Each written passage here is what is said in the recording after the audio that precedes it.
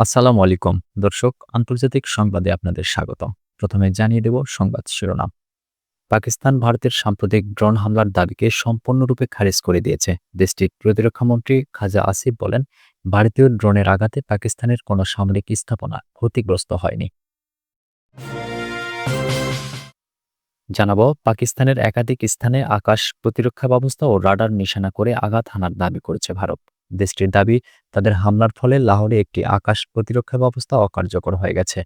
বৃহস্পতিবার এক বিবৃতিতে ভারত সরকার এই দাবি করেছে।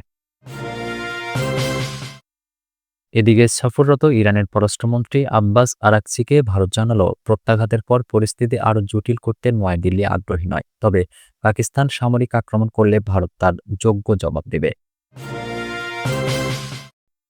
এবং সর্বশেষ জানাবো, ভারতের হামলায় বেসামরিক লোকজন নিহত হওয়ার বদলা নেওয়ার ঘোষণা দিয়েছেন পাকিস্তানের প্রধানমন্ত্রী শাহবাজ শরীফ। তিনি বলেছেন, আমরা দৃঢ়ভাবে শপথ করছি, আমরা আমাদের নিরপরাধ শহীদদের প্রতি ফোঁটা রক্তের বদলা নেব। শুনছিলেন সংবাদ শিরোনাম, এবারে বিস্তারিত। ভারতের ড্রোন হামলার দাবি প্রত্যাখ্যান পাকিস্তানের। পাকিস্তান ভারতের সাম্প্রতিক ড্রোন হামলার দাবিকে সম্পূর্ণরূপে খারিজ করে দিয়েছে। দেশটির প্রতিরক্ষা মন্ত্রী খাজা আসিফ বলেন, ভারতীয় ড্রোনের আঘাতে পাকিস্তানের কোনো সামরিক স্থাপনা ক্ষতিগ্রস্ত হয়নি। রয়টার্সের সাথে এক আলোচনায় খাজা আসিফ স্পষ্টভাবে জানান, পাকিস্তানের দ্বিতীয় বৃহত্তম শহর লাহোরে কোনো বিমান প্রতিরক্ষা ব্যবস্থা বা সামরিক স্থাপনার উপর হামলা হয়নি। তিনি বলেন, লাহোরে আমাদের বিমান প্রতিরক্ষা ব্যবস্থা বা সামরিক কাঠামোর কোনো ক্ষতি হয়নি। ভারতীয় পক্ষ যে দাবি করছে তা ভিত্তিহীন। এর আগে ভারত সরকার দাবি করেছিল, তাদের সেনাবাহিনী সীমান্ত পেরিয়ে পাকিস্তানের ভেতরে একাধিক স্থানে সফলভাবে ড্রোন হামলা চালিয়েছে এবং বেশ কিছু বিমান প্রতিরক্ষা রাডার ও সিস্টেমে আঘাত করে ক্ষতি সাধন করেছে। পাকিস্তান সরকারের পক্ষ থেকে এই ধর- পাকিস্তান সরকারের পক্ষ থেকে এই ধরনের দাবিকে রাজনৈতিক উদ্দেশ্য প্রণোদিত ও উস্কানিমূলক প্রচেষ্টা বলে উল্লেখ করা হয়েছে। ভারত পাকিস্তান সম্পর্কে প্রেক্ষাপটে এমন পাল্টাপাল্টি দাবি দেওয়া নতুন কিছু নয়, তবে সাম্প্রতিক উত্তেজনা দুই পরমাণু শক্তিধর প্রতিবেশীর মধ্যে ফের সংঘাতের আশঙ্কা তৈরি করছে। লাহোরে আকাশ প্রতিরক্ষা ব্যবস্থা অকার্যকর করে দেওয়া হচ্ছে দাবি ভারতের। পাকিস্তানের একাধিক স্থানে আকাশ প্রতিরক্ষা ব্যবস্থা ও রাডার নিশানা করে আঘাত হানার দাবি করেছে ভারত। দেশটির দাবি, তাদের হামলার ফলে লাহোরে একটি আকাশ প্রতিরক্ষা ব্যবস্থা অকার্যকর হয়ে গেছে। বৃহস্পতিবার এক বিবৃতিতে ভারত সরকার এ দাবি করেছে। বিবৃতিতে বলা হয়েছে, আমরা নির্ভরযোগ্য সূত্রে জেনেছি লাহোরে একটি আকাশ প্রতিরক্ষা ব্যবস্থা অকার্যকর হয়ে গেছে।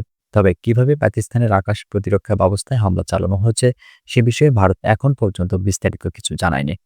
পাকিস্তান সেনাবাহিনী বৃহস্পতিবার বলেছে, একাধিক স্থানে 25টি ভারতীয় ড্রোন নিষ্ক্রিয় করা হয়েছে। অভিযান এখনও চলছে। এ ঘটনায় একজন বেসামরিক নাগরিক নিহত হয়েছেন আর আহত হয়েছেন পাকিস্তানের 4 সেনা সদস্য।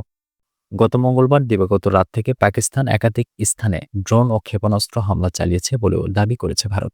দেশটি বিবৃতিতে দাবি করেছে, পাকিস্তান বিনা উস্কানিতে নিয়ন্ত্রণ রেখা বরাবর মর্টার ও শক্তিশালী কামান ব্যবহার করে গোলাবর্ষণের মাত্রা বাড়িয়েছে।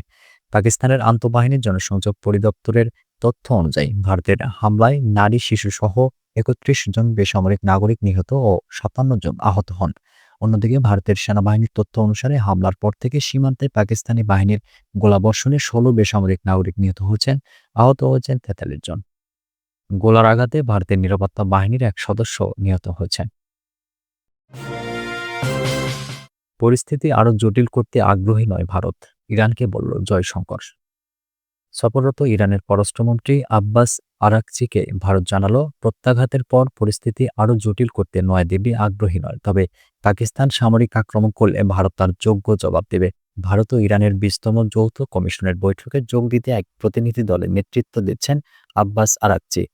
গত বুধবার তিনি দিল্লি এসেছেন। বৃহস্পতিবার যৌথ কমিশনের বৈঠকে অতিথিদের স্বাগত জানিয়ে দেওয়া ভাষণে ভারতের এই মনোভাবের কথা স্পষ্ট করে জানিয়ে দেন পররাষ্ট্রমন্ত্রী এস জয়শঙ্কর। স্বাগত ভাষণে জয়শঙ্কর বলেন, এমন একটা সময়ে আপনারা ভারতে এসেছেন যখন গত 22 এপ্রিল জম্মু কাশ্মীরে ঘটে যাওয়া এক ঘৃণ্য হত্যাকাণ্ডের উপযুক্ত জবাব দিতে আমরা ব্যস্ত।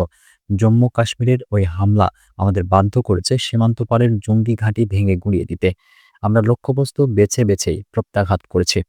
জয়শঙ্কর বলেন, পরিস্থিতি আরও জটিল হয়ে উঠুক তা আমরা চাই না, তবে আমাদের উপর আঘাত এলে নিঃসন্দেহে আমরা তা দৃঢ়তার সঙ্গে প্রতিহত করব।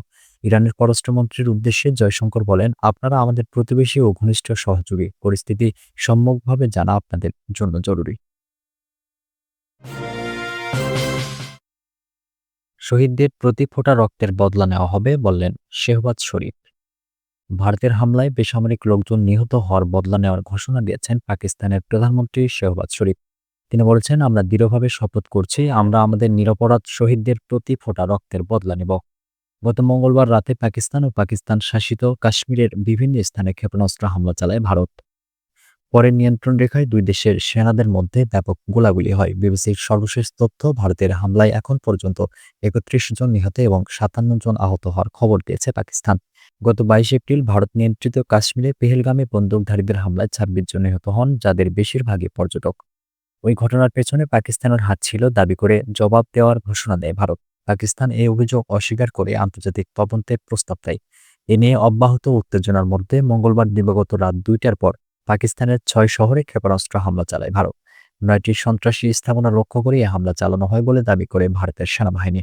তবে পাকিস্তানের আন্তঃবাহিনীর জনসংযোগ পরিদপ্তর আইএসপিআর বলেছে, মসজিদ, শিক্ষা প্রতিষ্ঠান ও জলবিদ্যুৎ বাঁধ লক্ষ্য করে এসব হামলা চালানো হয়েছে। ক্ষেপণাস্ত্র হামলার জবাবে ভারতের ৩টি রাফাল সহ ৫টি যুদ্ধবিমান ও একটি ড্রোন ভূপাতিত করার দাবি করেছেন পাকিস্তানের সামরিক বাহিনীর মুখপাত্র লেফটেন্যান্ট জেনারেল আহমেদ শরীফ চৌধুরী।